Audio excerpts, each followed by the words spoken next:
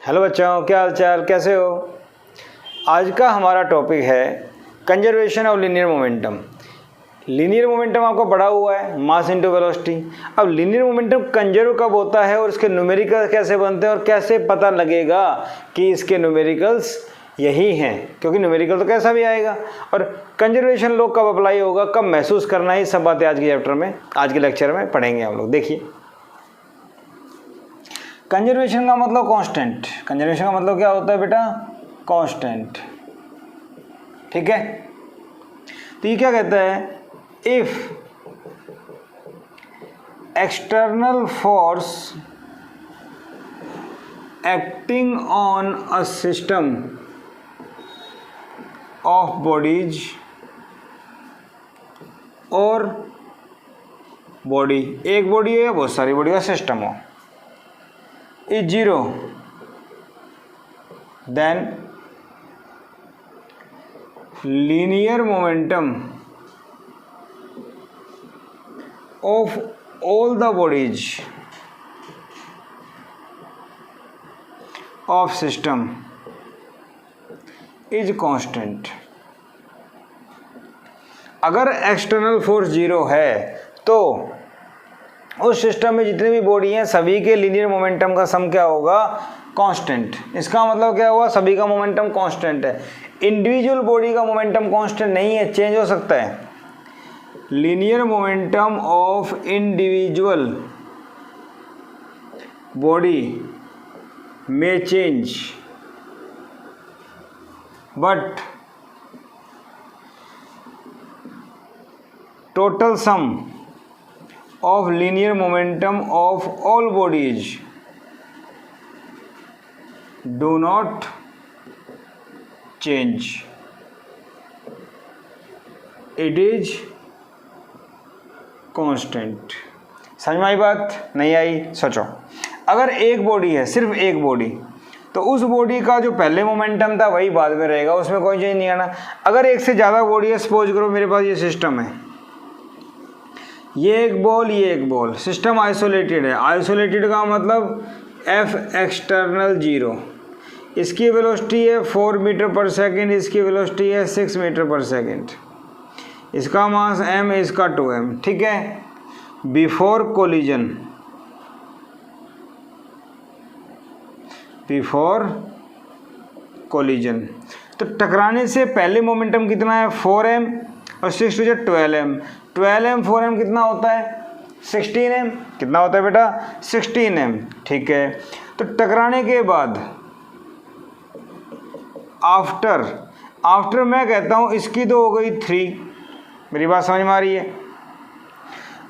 इसकी मान लो हो गई 8, इसकी हो गई 3। अब देखो, इसकी चेंज हुई, इसकी भी चेंज हो गई, तो इंडिविजुअल बॉडी का मोमेंटम 8m और 3 जो 6m अलग अलग हो गया, पहले अलग था। लेकिन टोटल की बात करें तो 8m प्लस में 6m, सॉरी 4 करो इसको, 8m और 4m, 8m 16m, तो पहले भी 16m था और अभी भी क्या है? 16m, लेकिन दोनों की वेलोसिटी क्या हो गई? Change.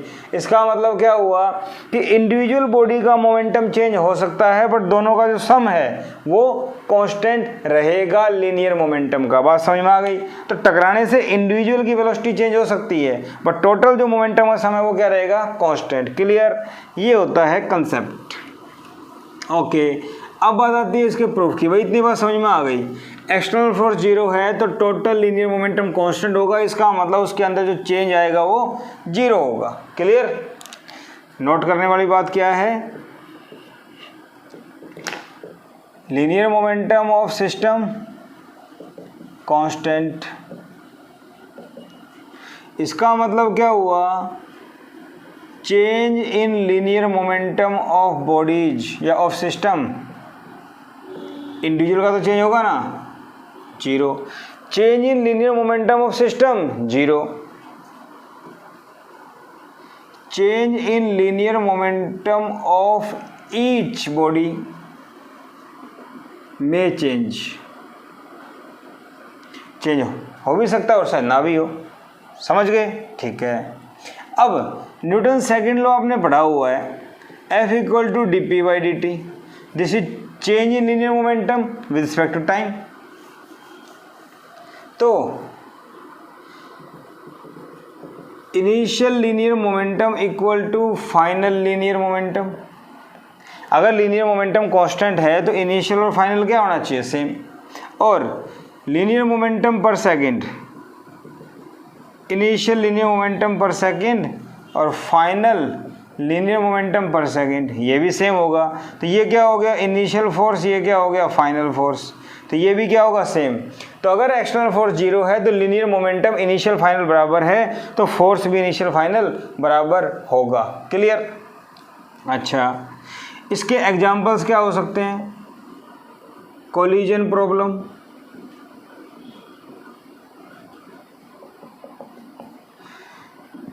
Bullet problems, generally gun से बुलेट फायरिंग बुलेट प्रॉब्लम इस टाइप से आ जाती है, समझ रहे हो ना। ठीक है, इन सभी में एक ध्यान देने वाली बात ये है, in all cases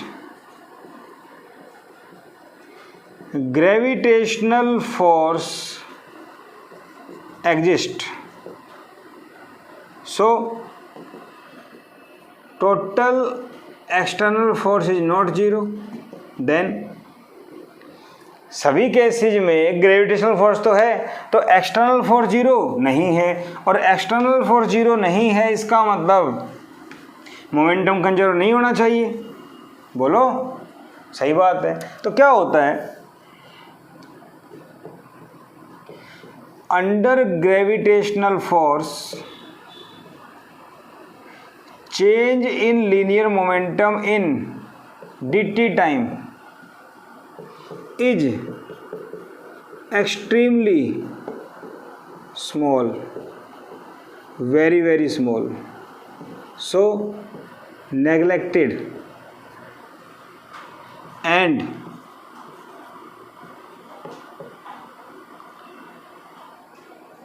assumed to be constant. तो ग्रेविटेशनल फोर्स होता है, लेकिन change in momentum in very small time हम उसको इग्नोर कर देते हैं, नेगलेक्ट कर देते हैं, क्योंकि बहुत स्मॉल होता है वो। मेरी बात समझ में आ गई। एक नंबर का कंसेप्चुअल क्वेश्चन बन सकता है कि ग्रेविटी तो हमेशा रहती है, फिर क्यों, तो इसलिए बात समझ में आ गई। चलो इसका प्रूफ देखते हैं। पहले सिंगल बॉडी की बात करते हैं। देखो, since F equal to D P by D T, सही है, this is F external, okay. If F external zero तो D P by D T zero, बात समझ में आ गई। इंटीग्रेटिंग बोथ साइड, दोनों साइड इंटीग्रेशन करेंगे तो इंटीग्रेशन से डिफरेंशिएशन कैंसिल, समझ गए। तो P इक्वल टू क्या आ जाएगा, कांस्टेंट। तो लीनियर मोमेंटम क्या आ गया, कांस्टेंट। और if P constant then P initial equal to P final, समझ रहे हो ना। इनिशियल और फाइनल बराबर। क्लियर। फॉर टू बॉडीज, अगर दो बॉडी हो तो क्या लिखेंगे, M1 U1 M2 U2, M1 V1 M2 V2, हाँ या ना। U1 U2 initial velocity before collision, और V1 V2 final velocities after collision. क्या मेरी बात समझ में आई? ठीक है, तो ये फॉर्मूला हम यूज कर सकते हैं। सिंपल मेथड है, जनरली बुक्स में आपको यही मिलता है, लेकिन इसको अच्छे से समझने की कोशिश करें और टू बॉडी का एग्जांपल लेके चलें तो इसका सेकंड प्रूफ भी पॉसिबल है। कैसे, वो देखते हैं।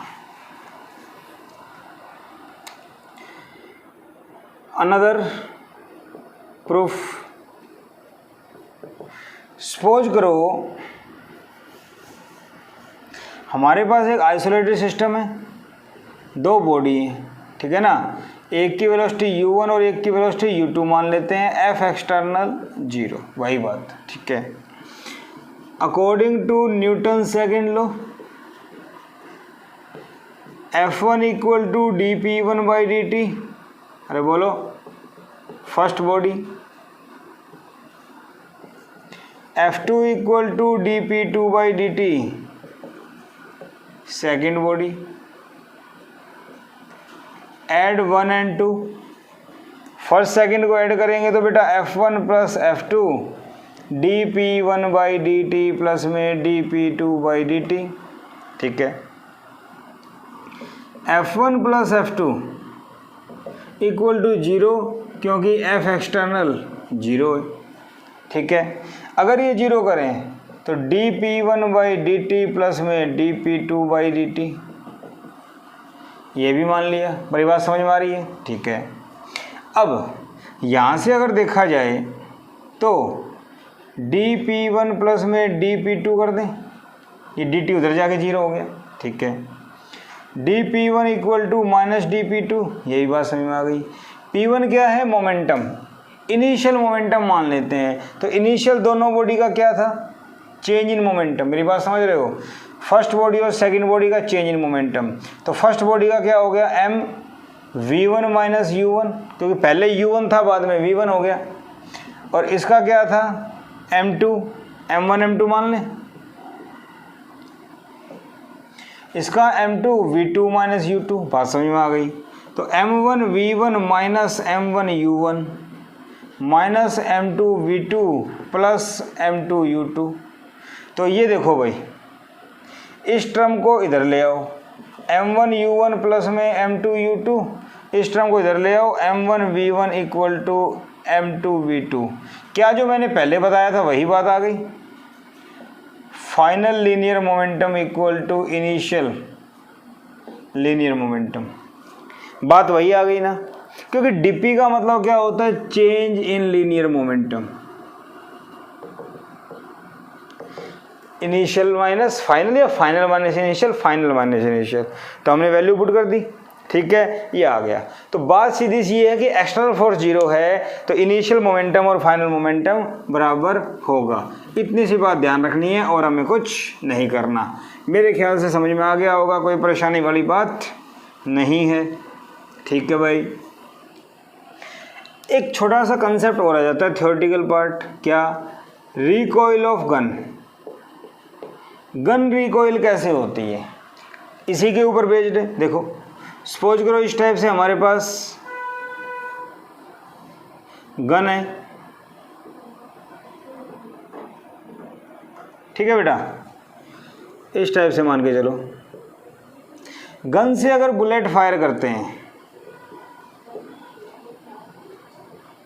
बुलेट का मास m, गन का मास m, ठीक है, ध्यान देना। Let m mass of gun, small m mass of bullet, v velocity of bullet, velocity of gun. जो स्मॉल है वो बुलेट के लिए, कैपिटल वो गन के लिए, ठीक है भाई। According to conservation of linear momentum, तो linear momentum before firing, linear momentum after firing. क्या इतनी बात समझ में आती है? ठीक है। बिफोर फायरिंग, फायर करने से पहले बुलेट, गोली नहीं चली, गन के अंदर थी, दोनों रेस्ट पे थे, किसी की भी वेलोसिटी नहीं थी। तो बिफोर फायरिंग लीनियर मोमेंटम क्या? 0। आफ्टर फायरिंग बुलेट तो गई आगे v वेलोसिटी से, ठीक है, क्योंकि गन और बुलेट दोनों मिला के एक ही सिस्टम है, दोनों मिला के एक ही सिस्टम है। तो क्या इन दोनों के ऊपर कोई बाहर से फोर्स लग रहा है? नहीं लग रहा। इसका मतलब एक्सटर्नल फोर्स क्या हो गया? 0। और एक्सटर्नल फोर्स 0 है तो मोमेंटम क्या होगा? कंजर्व, ठीक है भाई। तो बिफोर फायरिंग 0, फाइनली बुलेट का मास, बुलेट की वेलोसिटी, क्लियर है, प्लस या गन का मास, गन की वेलोसिटी और वेक्टर फॉर्म में ले सकते हो, कोई दिक्कत नहीं है, ठीक है। ओके, यहाँ से मैं इसको इधर लेके आता हूँ, capital M V equal to minus of M V, मतलब इस टर्म को इधर ले आओ। तो यहाँ से आप क्या देखोगे, नेगेटिव साइन या साइन आया, तो negative sign means direction of gun motion is opposite to bullet. अगर बुलेट राइट में जाएगी तो गन लेफ्ट में जाएगी, अपोजिट है, क्लियर। क्या दोनों की वेलोसिटी सेम होगी? नहीं, चेक करते हैं। v अगर मैं निकालता हूँ यहाँ से तो माइनस एम वी बटे में कैपिटल वी, और दोनों के ऊपर वेक्टर नहीं आ सकता, सॉरी m आएगा यहाँ पे, और अब ऐसे आ सकता है, ठीक है। अब जरा सोचो, small m is much less than capital M। अरे बुलेट का मास तो गन से बहुत हल्का होता है, बहुत कम होता है, ठीक है। अगर m इससे बहुत कम है तो इसका मतलब हुआ m by am much less than 1। अगर m बाई एम बहुत छोटा है तो v बाई वी भी बहुत छोटा होगा। मेरी बात समझ में आ रही है? नहीं तो यहीं से देखो, m अगर बहुत छोटा है इससे, ये छोटा है, ये बड़ा है, तो ऊपर की टर्म, अगर ये टर्म बड़ी है तो ये क्या होगी? छोटी। तो मैं लिख सकता हूँ v much less than v। तो गन की वेलोसिटी काफ़ी स्मॉल होगी बुलेट से, ठीक है ना। Velocity of gun is much less than velocity of bullet. क्या इतनी बात समझ में आ गई? Conservation of linear momentum, clear, ठीक है भाई। इतनी बातें मुझे समझ में आ गई। तो ये छोटी छोटी बातें थी, ये हमारे सब्जेक्टिव क्वेश्चन जो होते हैं स्कूल में, टेस्ट होते हैं, वहाँ पे आ जाते हैं, काफ़ी इंपॉर्टेंट है, कर लेंगे। Okay, conservation of linear momentum. Examples की अगर बात करें तो क्या एग्जाम्पल हैं? बहुत एग्जाम्पल हैं। गन का एग्जाम्पल ले लो, गन से बुलेट फायर की, बुलेट आगे गई तो गन पीछे गई, क्योंकि नेट फोर्स 0 है और मोमेंटम कंजर्व करने के लिए अगर बुलेट आगे जाती है गन पीछे आती है। एक बोट होती है, बोट वो किनारे पे पहुंची और आप वहाँ से उतरते हैं अब किनारे पे, तो पैर से आपने बोट को पुश किया तो बोट ने आपको आगे पुश किया, तो कंजर्वेशन ऑफ मोमेंटम। जितना मोमेंटम आपने बोट पे लगाया उतना ही उसने आपके ऊपर लगा दिया। Flight of jet plane rockets, जितने मोमेंटम से हॉट बर्न्ट गैसेज नीचे की तरफ निकलती हैं उतना ही मोमेंटम रॉकेट पे लगता है, जिससे वो ऊपर फ्लाइट लेता है। मेरी बात समझ रहे हो? ऐसे ही बहुत सारे एग्जांपल हो सकते हैं। तो कंजर्वेशन ऑफ लीनियर मोमेंटम काफ़ी इंपॉर्टेंट है। गए और अच्छा सा एग्जांपल फीलिंग आ जाएगी। मान लो स्मूथ सरफेस है, नो फ्रिक्शन, एक बच्चा यहाँ पे बैठा हुआ है, इसके हाथ में स्टोन्स हैं छोटे छोटे पास, ठीक है। अगर ये सरफेस स्मूथ है, फ्रिक्शन नहीं है, तो इतना तो आपने 9th में पढ़ा हुआ है कि बिना फ्रिक्शन हम यहाँ पे चल नहीं सकते रोड पे। तो इसको आगे पहुँचना है, क्या करेगा ये? सोचो, ये एक पत्थर को पीछे की तरफ फेंकेगा, तो पत्थर जितने मोमेंटम से पीछे जाएगा उतना ही ये आगे जाएगा। फिर एक पत्थर फेंकेगा, फिर ये आगे जाएगा, फिर एक पत्थर फेंकेगा, फिर ये आगे जाएगा। इसका मतलब जितना मोमेंटम ये पीछे लगाएगा उतना ही मोमेंटम इसके ऊपर लगेगा और ये आगे मूव करेगा। बात समझ में आ गई? ठीक है। तो इस टाइप से एग्जाम्पल्स हो सकते हैं। अब बारी आती है बेटा न्यूमेरिकल्स की, कि इसके ऊपर न्यूमेरिकल्स कैसे बनते हैं। तो सबसे पहले हम बात करेंगे कि कोलिजन प्रॉब्लम।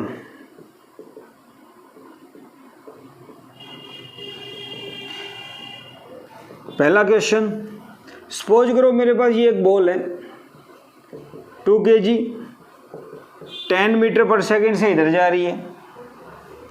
इसके आगे मेरे पास एक बॉल है 4 kg की 6 मीटर पर सेकेंड से इधर जा रही है। मेरी बात समझ में आ रही है? ठीक है। After collision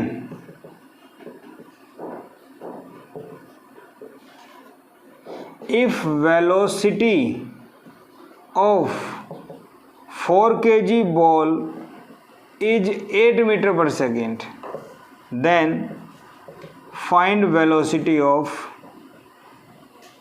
2 kg ball। Simple question. तो क्या होगा? Linear momentum initial, linear momentum final. क्यों? एक्सटर्नल फोर्स है ही नहीं, दोनों आपस में टकराएंगे, दोनों एक ही सिस्टम है। ठीक है। तो बिफोर लीनियर मोमेंटम क्या होता है? फॉर्मूला लिख लो, m1 u1 m2 u2 m1 v1 plus में m2 v2, हाँ या ना।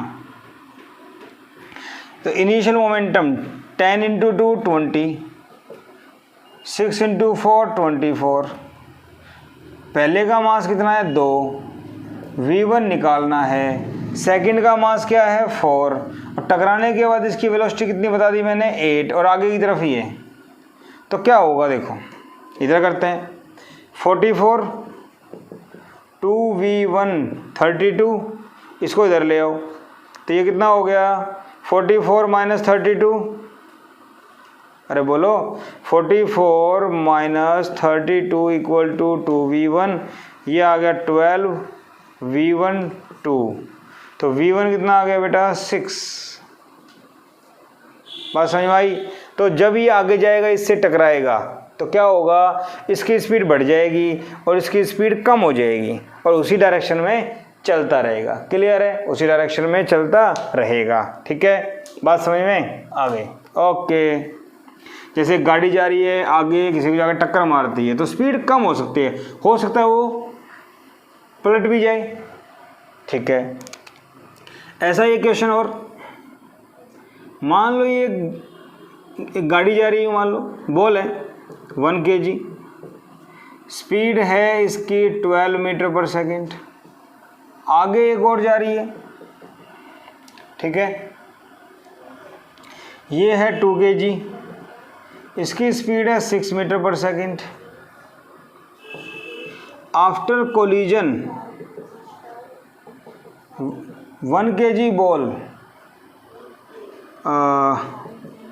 टर्न बैक का मतलब वापस आएगी with 8 metre per second. Find velocity of 2 kg ball. अब क्या करें भाई, देखो सुनना ध्यान से, राइट साइड का मोशन पॉजिटिव लेके चलना है अपने को। तो initial momentum 1 into 12 plus 2 into 6, final momentum, first ball 8 की स्पीड से वापस आ जाती है तो -1 इंटू 8 प्लस में 2 इंटू v2। बात समझ में आई, u1 u2 v1 v2, बात समझ में आ रही है ना। तो सेकंड 2 kg की निकालनी है, कितना हो गया 6 to 12 12 24 -8 2v2, इधर ले आओ 24 प्लस 8 डिवाइड बाई 2v2, तो v2 कितना आ गया 24 और 8 32 16। तो फर्स्ट वापस हो गया तो इसकी स्पीड बढ़ जाएगी टकराने के बाद। मेरी बात समझ में आ रही है या नहीं आ रही? ठीक है, क्वेश्चन कर सकते हैं इस टाइप के, बहुत आसान है। जस्ट मैं फील करवा रहा हूँ कि कंजर्वेशन ऑफ मोमेंटम कैसे यूज करते हैं। ठीक है ना, एक ही सिस्टम है बॉडी का। मान लो आपके पास ये आ जाए, एक बॉल है, ये दूसरी बॉल है, इसका मास 2 kg है, इसका 4 kg है, ये जा रहा है 20 मीटर पर सेकेंड से, ये जा रहा है भाई 10 मीटर पर सेकेंड से। After collision both stick together, दोनों आपस में चिपक गई। फाइंड कॉमन वेलोसिटी, दोनों आपस में चिपक गई तो बताओ दोनों की कॉमन वेलोसिटी क्या होगी, दोनों फाइनली क्या हो गई ऐसे, बोलो ये 2 kg ये 4 kg और दोनों की वेलोसिटी क्या मान लें v। तो कंजर्वेशन ऑफ लीनियर मोमेंटम क्या कहता है, initial momentum mass into velocity, इसका मोमेंटम 4 इंटू 10 इक्वल टू, दोनों का मास ऐड हो जाएगा चिपक गई तो, कॉमन वेलोसिटी v। तो क्या हो गया 40 प्लस में 40 इक्वल टू 6v, 80/6, अरे बोलो 40/3 मीटर पर सेकेंड v। ये आ गई। मेरे ख्याल से कोई परेशानी वाली बात नहीं है। ठीक है, कर सकते हैं हम लोग। ओके, अब इसी बॉल की जगह आप लोग कोई कार मान लो, जनरली क्वेश्चन में आपको कार मिल जाएगी, ट्रक मिल जाएगा, कोई दिक्कत नहीं, वही चीज़ें आने वाली हैं। और मान लीजिए, मान लो आपके पास इस टाइप से, चलो इस बार कोई कार वगैरह ले लो, इधर से एक ट्रक जा रहा है, ठीक है, इधर से एक ट्रक जा रहा है, ट्रक है 8000 kg, और 100 मीटर पर सेकंड से इधर जा रहा है। इधर से कार जा रही है 60 मीटर पर सेकंड, 2000 kg। ठीक है। After collision car moves in forward direction. अगर बैकवर्ड होता तो वेलोसिटी नेगेटिव ले लेते, कोई दिक्कत नहीं है। With 90 metre per second, find velocity of truck. अब पहली बात तो ये है कि ट्रक तो काफ़ी हैवी होता है, वो तो पलटेगा नहीं टकरा के। कार बेशक पलट सकती है अगर पीछे होती तो, कार अगर पीछे होती तो टकरा के वापस आ सकती थी। तो क्या होगा, conservation of linear momentum. Initial 8000 into 100 plus में 2000 इंटू 60। फाइनल ट्रक का निकालना है तो मास तो हमें पता है into velocity v1 plus mass तो मुझे पता है आगे ही जा रहा है, वेलोसिटी कितनी होगी 90। क्या करें, तो ये हो गया 8 10⁵, 6 2 12, 10⁴। बोलो, इधर देखा जाए तो 8000 v1, 9 2 18, 10⁴। तो इसको भी 10⁴ कर लो तो ये 80 हो जाएगा। क्या मेरी बात समझ रहे हो? ठीक है। तो 80 प्लस 12 ये हो गया 92 और ये हो गया 18। इधर ले आओ 10⁴ कॉमन, यहाँ से 8 10⁵ v1। बात समझ में आ गई? ठीक है। यहाँ आ जाओ 92 माइनस 20 72 74। तो 74 10⁴ 8 डिवाइड में ले आओ 8 10⁵, ये आ गया v1। 3 से ये कैंसिल, ये आ गया 740 डिवाइड बाई 8 v1। ठीक है। तो 4 2 जा 8, 4 1 जा 4, 4 6 जा 4 8 जा 32, 4 5 जा। ठीक है,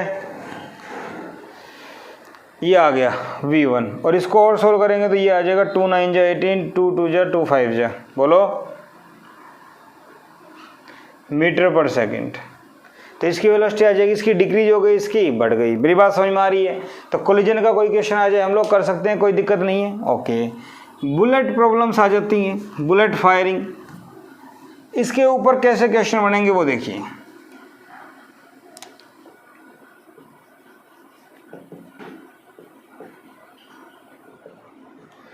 सबसे पहली बात, n यहाँ पे हो सकता है नंबर ऑफ बुलेट। तो लीनियर मोमेंटम क्या हो जाएगा, nmv। Linear momentum of one bullet, एक बुलेट के मोमेंटम को n से मल्टीप्लाई कर तो टोटल आ जाएगा। ठीक है। If n number of bullet per second then this is force. क्योंकि mv तो होता है linear momentum of one bullet, but n क्या है, number of bullet per second. तो total linear momentum per second, और according to formula F equal to dp/dt, total linear momentum per second या linear momentum per second या rate of change of momentum, एक ही बात है। तो ये क्या बन जाएगा, फोर्स। अगर n यहाँ पे number of bullet per second है तो फोर्स का फॉर्मूला nmv हो जाएगा। इसको याद कर लो। क्या मेरी बात समझ में आ गई? ठीक है। अब इसके ऊपर क्वेश्चन कैसे आ जाए देखो। फर्स्ट क्वेश्चन की बात करें,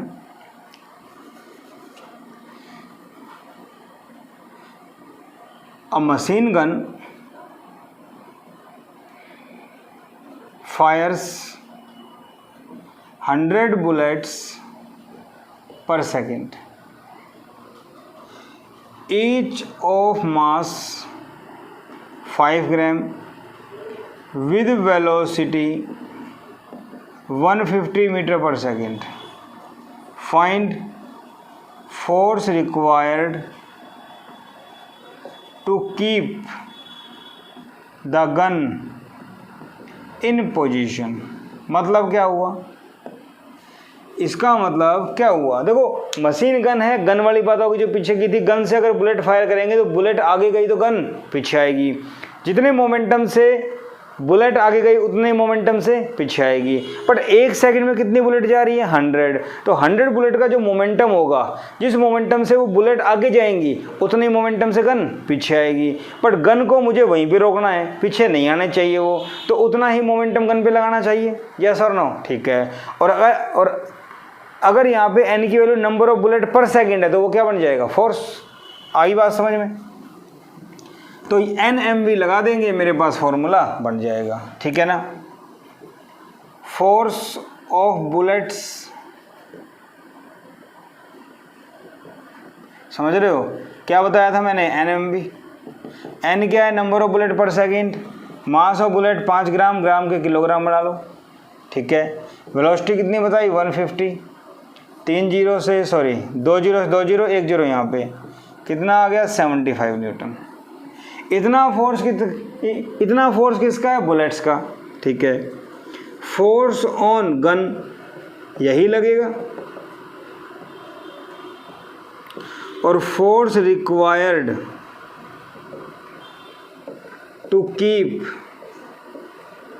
गन इन पोजीशन, गन को वहीं रखना हो तो भी इतना ही चाहिए। आई बात समझ में, जितना मोमेंटम बुलेट का उतना ही गन पे लगेगा, और गन को वहीं रोकना है तो उतना ही अपोजिट लगा दो। अरे हाँ या ना, ठीक है, बात समझ में आ गई, ठीक है भाई। बेसिक सवाल था, जनरली हर बुक्स में सिंपल क्वेश्चंस मिल जाते हैं इस टाइप के। और देखो काफ़ी फेमस क्वेश्चन है, क्या, सपोज करो a tiger of 60 kg springs, मतलब झपटना, on a hunter at 50 metre per second, ठीक है। Find number of bullets fired per second by hunter to keep the tiger in position, to keep the tiger in its path। Tiger वहीं रुक जाए, जितने momentum से tiger आ रहा है, अगर गन का मोमेंटम उतना ही हुआ तो वो वहीं पे रुक जाएगा, आगे आएगा ही नहीं, ठीक है ना। तो क्या होगा, अब number of bullet per second है तो फोर्स होगा, फोर्स ऑफ टाइगर या मोमेंटम बोलो, मोमेंटम ऑफ टाइगर क्या होगा, मास इनटू वेलोसिटी। मास क्या है टाइगर का, 60, वेलोसिटी कितनी है 50, 3000 हो गया। अरे बोलो, किलोग्राम मीटर पर सेकेंड, ठीक है। Momentum of bullet NMV।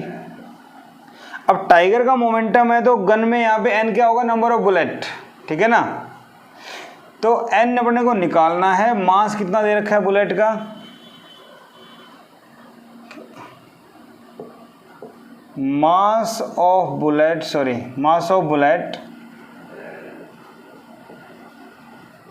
10 gram and velocity 100 metre per second मान ले। तो भाई क्या करें, देखो मास ऑफ बुलेट कितना है 10 ग्राम, ग्राम के किलोग्राम बन गए, ये कितना है 100, बात समझ में आ गई, ये सारा कैंसिल, क्लियर। तो क्या बच गया मेरे पास n, और यहाँ पे हमने बोला था number of bullet fired per second, number of bullet fired निकाल लो बस, ठीक है।